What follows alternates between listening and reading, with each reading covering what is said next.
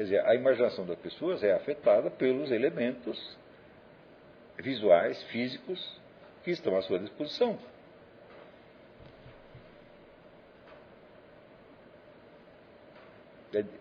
Dificilmente você vai criar esquemas, né,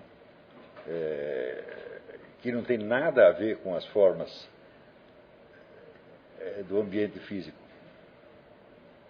Uma vez eu fiz essa hipótese, vamos dizer, a inteligência no Brasil ela é tão frágil, ela não consegue se levantar do caos, porque o ambiente físico é muito caótico.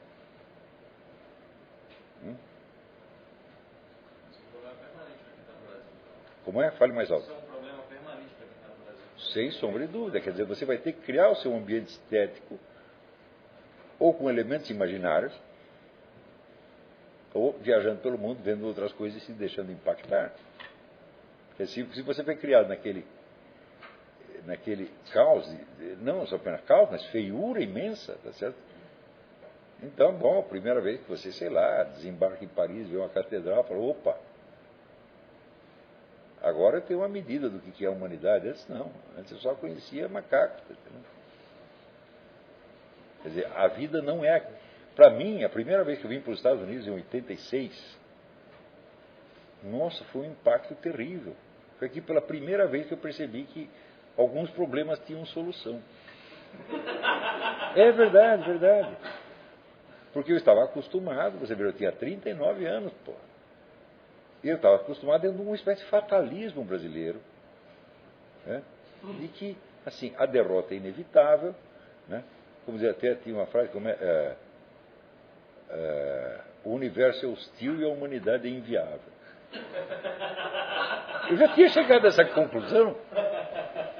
E foi aqui em 86 que eu vi, epa, às vezes dá para resolver alguns problemas. Não estou brincando. Dá um exemplo, assim, estético, problema formulário, que você enfrentou assim. Não, por exemplo, eu vi aqui se você pedir algum favor para as pessoas, primeiro elas sempre faziam. Mas se você dizia não precisa, elas paravam imediatamente. Elas não insistiam. Se não precisa, não precisa. Então eu vi, peraí, né? Você tem aqui um problema prático. Mas se a pessoa começa a insistir, criou-se um problema humano e emocional em cima. No Brasil é sempre assim. Ah, você não quer. Daí depois assim, você fala, não precisa. Ah, você não quer mais, está me rejeitando. Terceiro problema, já entrou um elemento neurótico. Quer dizer assim, é absolutamente alucinante. Você está entendendo? Quer dizer, qualquer probleminha simples, ele é recoberto de camadas e camadas de sofrimento psíquico desnecessário. E tudo fica impossível.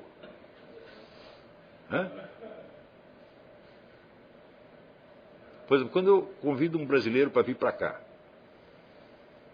disse, mas espera aí, mas eu tenho que pagar uma dívida, tenho que terminar de pagar a prestação da casa, tenho que curar minha hemorroida, tenho que não sei o quê, papapá. Você tem que resolver todos os seus problemas primeiro para fazer uma viagem. Não é mais fácil fazer a viagem primeiro? Quer dizer, o brasileiro não tem a capacidade de distinguir um problema de outro. Ele opera por síntese e aglutinação de problemas. Eu acho que é o único povo no mundo que pensa assim. O romeno pensa um pouco assim também. Talvez outros povos sejam assim, mas certamente são povos sofredores. E daí eu lembro quando eu conheci um cara que o Whittle Perry, que é um estudioso de negócio de religião comparada, essa coisa toda, ele tinha estado no Brasil, e ele falou assim, os brasileiros são muito nervosos, né? Eu falei, são sim, você nem queira saber, pô. Eles vivem nervosos, eles vivem sofrendo. Mas será que é uma reação à opressão constante do Estado? Não é só o Estado, pô. Porque o Estado no Brasil não é tão opressivo assim, né?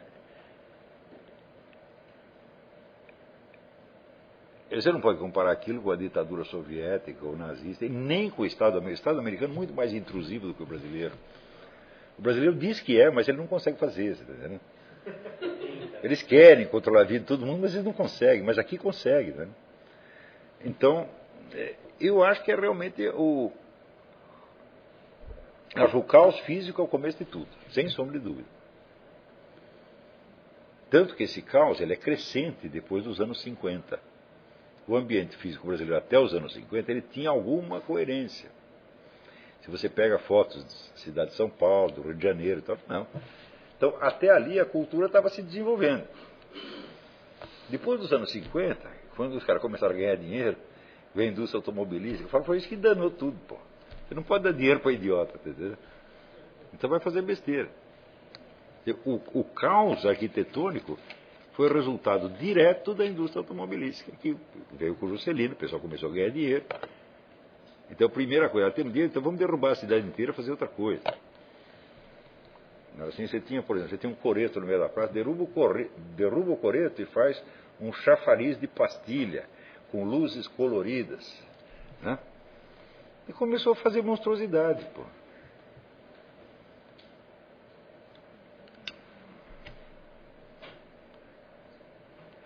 Eu acredito que não existe no mundo cidades tão feias quanto as cidades do interior do Brasil. Existem lugares mais pobres, não é isso? Mas você veja que no Brasil a feiura não está nos lugares mais pobres, porque nos lugares mais pobres, por exemplo, eu morei muito tempo em Iguape, sul do estado de São Paulo, uma das regiões mais pobres. Não era tão feio, porque os caras não tinham dinheiro para derrubar o antigo e fazer o treco novo. Então você tinha uma certa harmonia da arquitetura colonial, essa coisa assim, aquelas casinhas. Né? Mas entrou o dinheiro, pronto, eles derrubam tudo e começam a fazer besteira no lugar. Sem pensar o efeito que isso vai ter sobre as próximas gerações.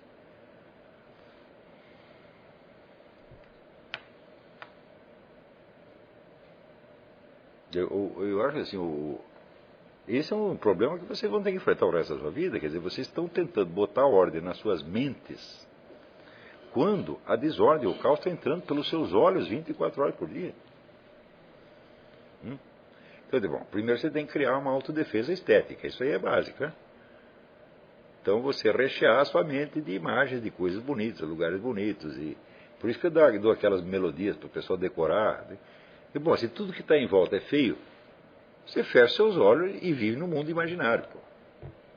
Mas no mundo imaginário, preenchido de coisas reais. Elas são reais, só que elas não estão ali. Eu lembro quando eu morava num lugar chamado Poá, que é uma das cidades mais disformes do universo, tá certo? Eu mentalmente eu estava em Roma, Paris, porque eu falo, não aguento olhar essa coisa aqui. E aliás, eu morava numa casa lá, a casa era bonitinha, a casa, o quintal, era um dos poucos lugares bonitos que tinha em Poá. Então, o que eu faço? Eu não saio de casa. Você não pode se expor à feiura. Tem um limite. Então, por exemplo, você perceber esse limite, falar, essa coisa começou a me fazer mal. Né? Então, daí eu fechar os olhos e pensar em outra coisa. Pega um livro de gravura, pintura. Tá, né? Não, mas no Brasil eu nunca encontrei patrocínio para nada que eu quisesse fazer. Absolutamente nada. Assim, os projetos mais urgentes e decisivos, tá certo? Nada. Isso é absoluto. Essa é outra coisa incrível. Aqui nos Estados Unidos todo mundo contribui para tudo. Não tem um americano que não contribua para 20, 30 campanhas diferentes.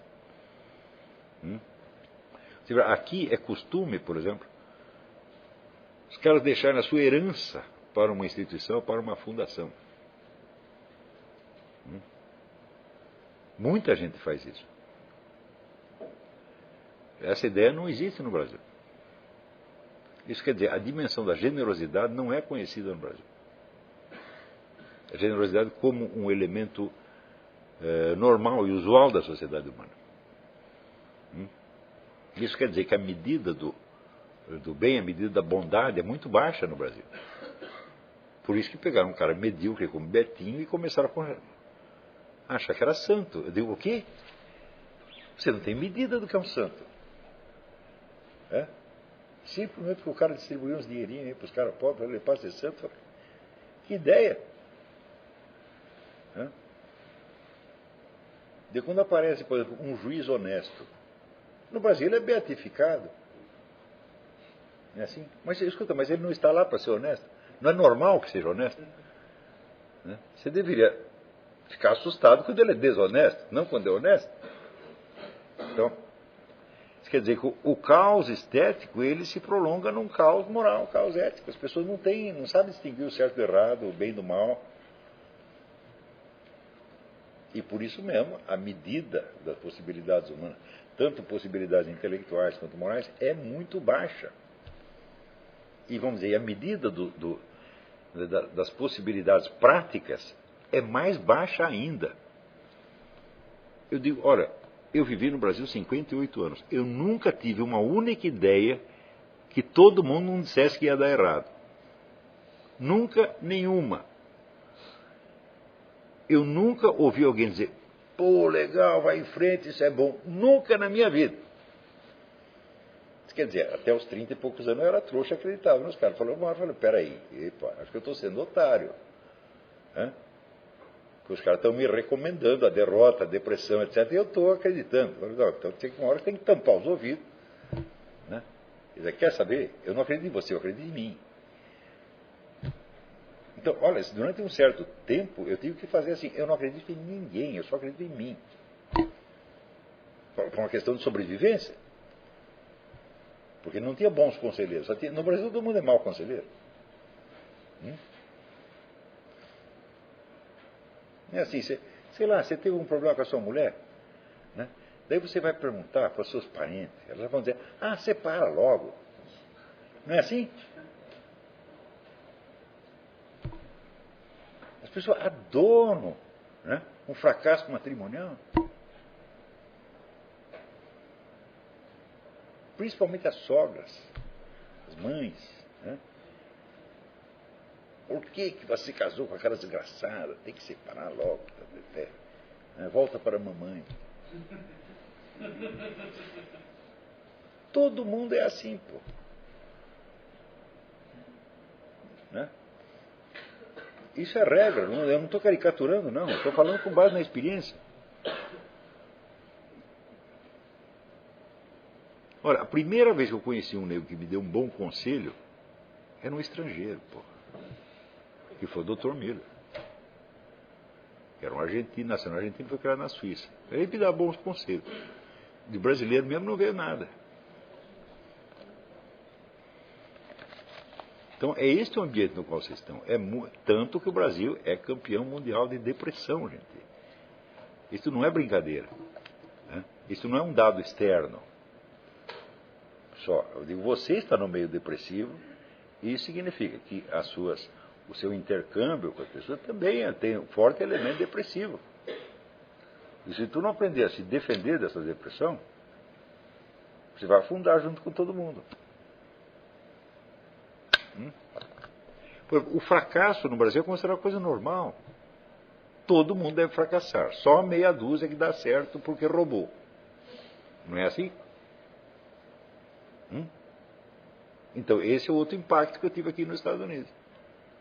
As pessoas acham que é normal dar certo. E de vez em quando alguma coisa dá errado.